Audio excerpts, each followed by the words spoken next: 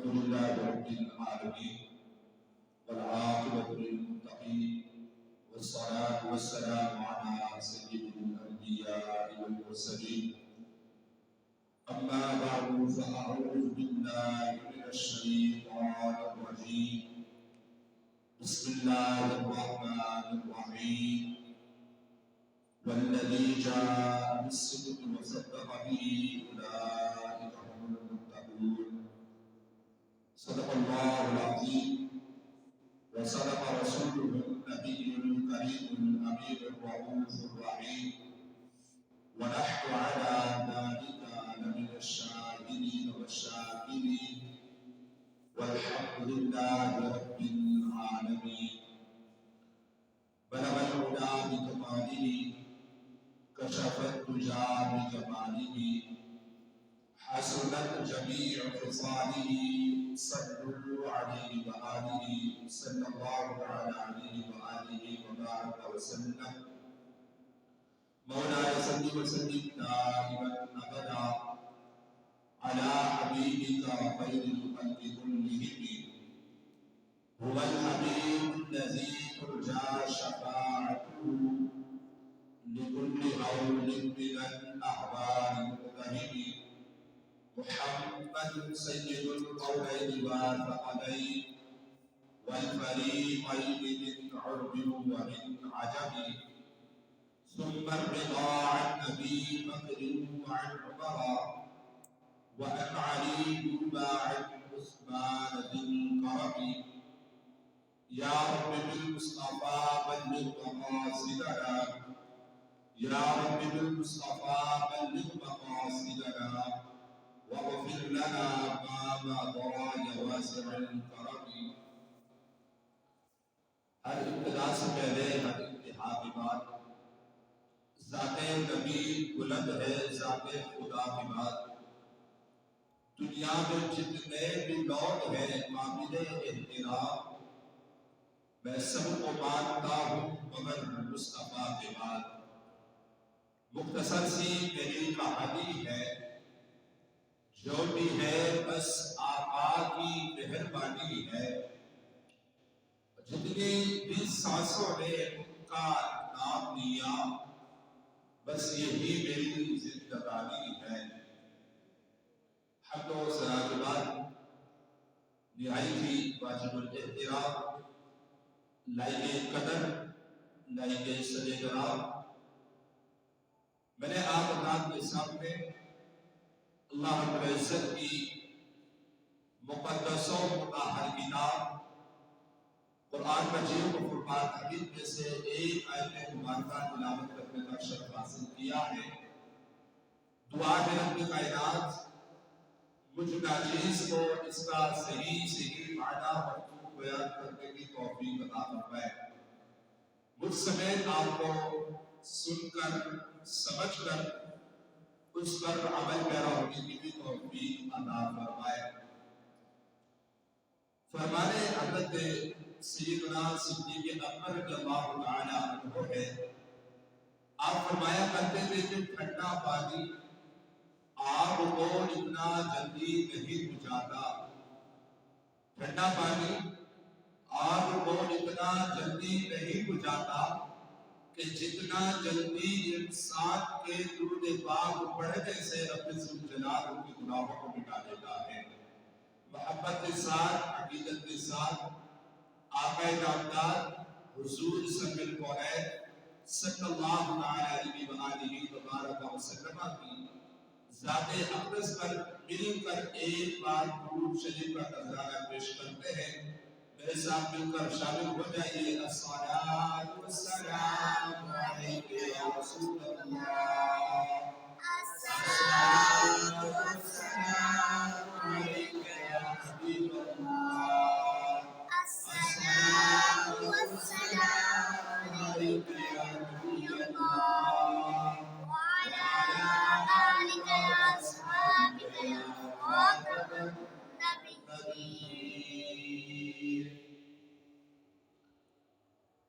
الحمدللہ ثم الحمدللہ. اللہ تبارک و تعالیٰ کا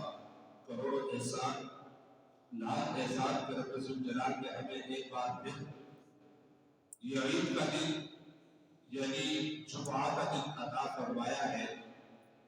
حدیث مبارکہ کے اندر میرے مصطفیٰ کریم صلی اللہ علیہ وآلہ وسلم کا فرمان عن شان ہے، آپ نے فرمایا کہ جمعہ کا دن عید کا دن ہوتا ہے، یعنی کہ خوشی کا دن ہوتا ہے، ملنے جلنے کا دن ہوتا ہے، مسلمان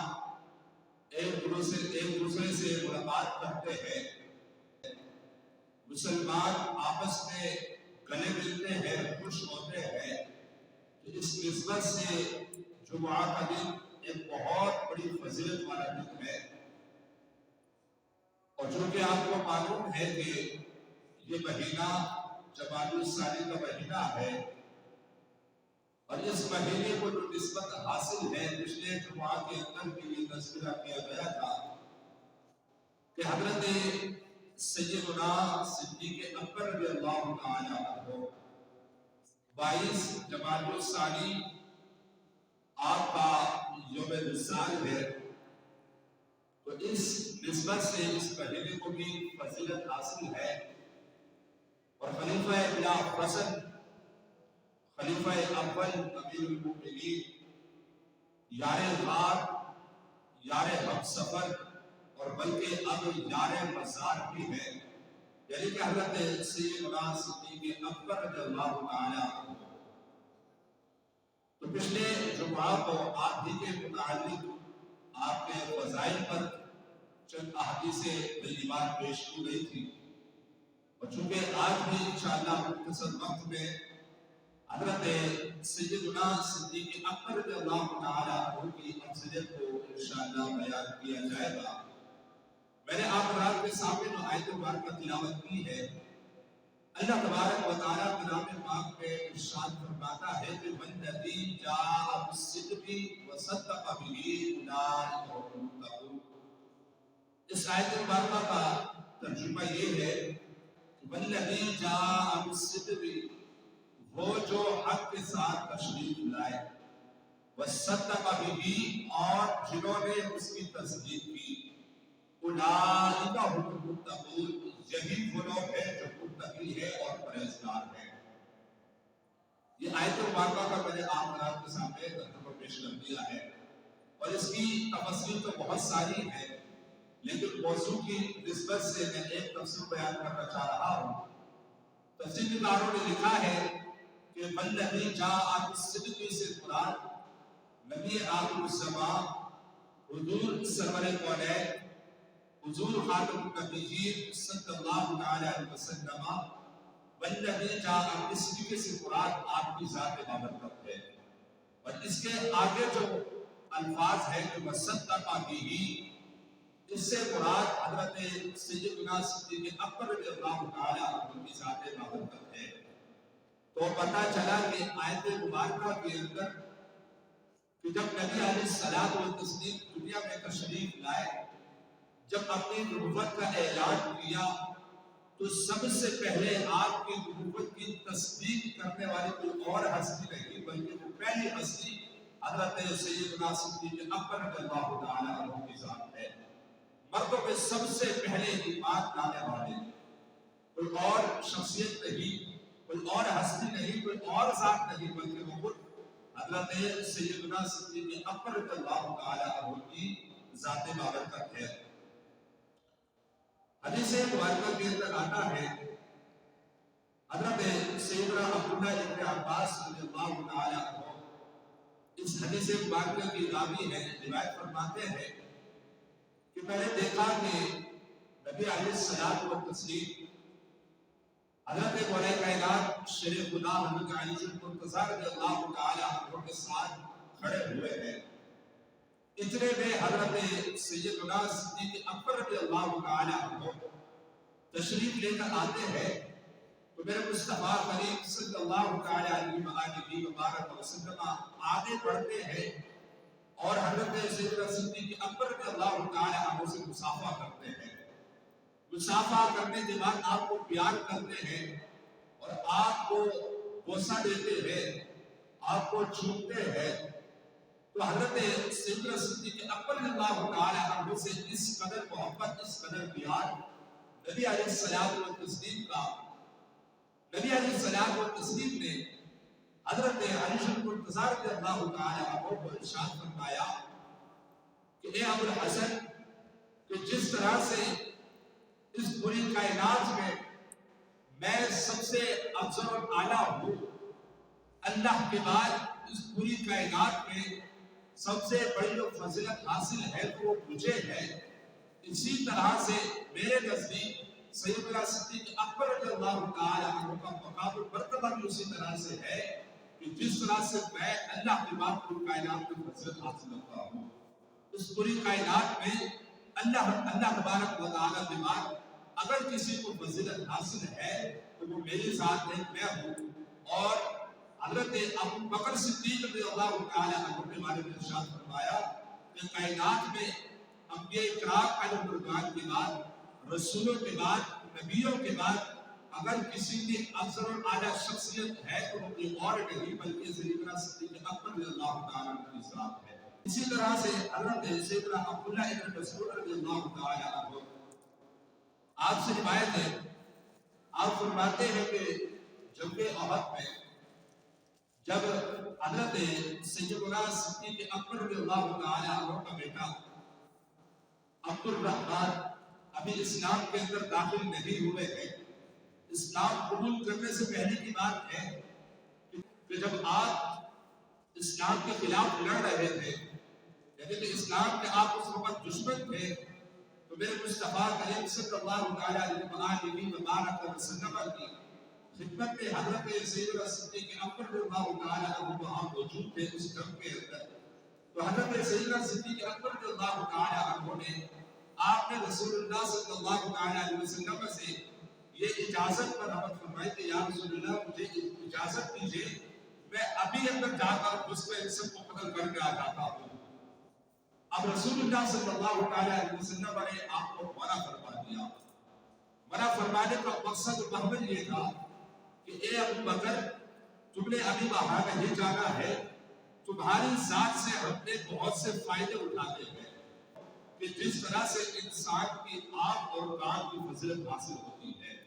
اسی طرح آپ ہمارے نزدیک آنکھ اور کان کی مثل ہے، تو اس لیے میں آپ کو ابھی اجازت نہیں دیتا، آپ کی ذات سے ہمیں بہت سے فائدے اٹھانے ہیں۔ یہ مقام ہے حضرت سیدنا صدیق اکبر رضی اللہ تعالی عنہ کا۔ حضرت عائشہ رضی اللہ تعالی عنہا سے روایت ہے جس مبارکہ کے اندر موجود ہے، آپ فرماتی ہے کہ نبی کریم صلی اللہ علیہ وآلہ وسلم نے ارشاد فرمایا کہ جنت کا جو دروازے ہیں مختلف دروازے ہیں، کسی کو نماز کے دروازے سے بلایا جائے گا، یعنی جس نے نماز زیادہ پڑھی ہوگی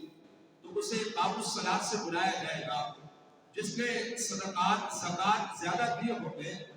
تو انہیں باب الزکات کے دروازے سے بلایا جائے گا،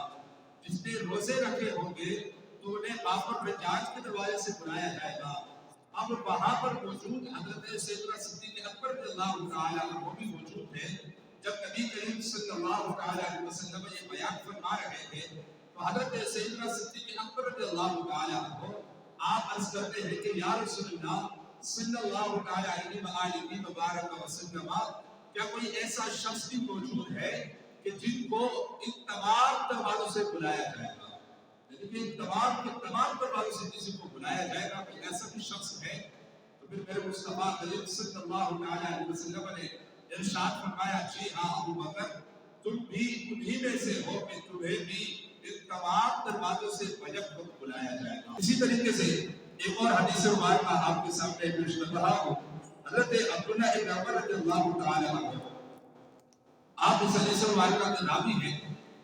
فرماتے ہیں کہ حضرت سیدنا صدیق اکبر رضی اللہ تعالی عنہ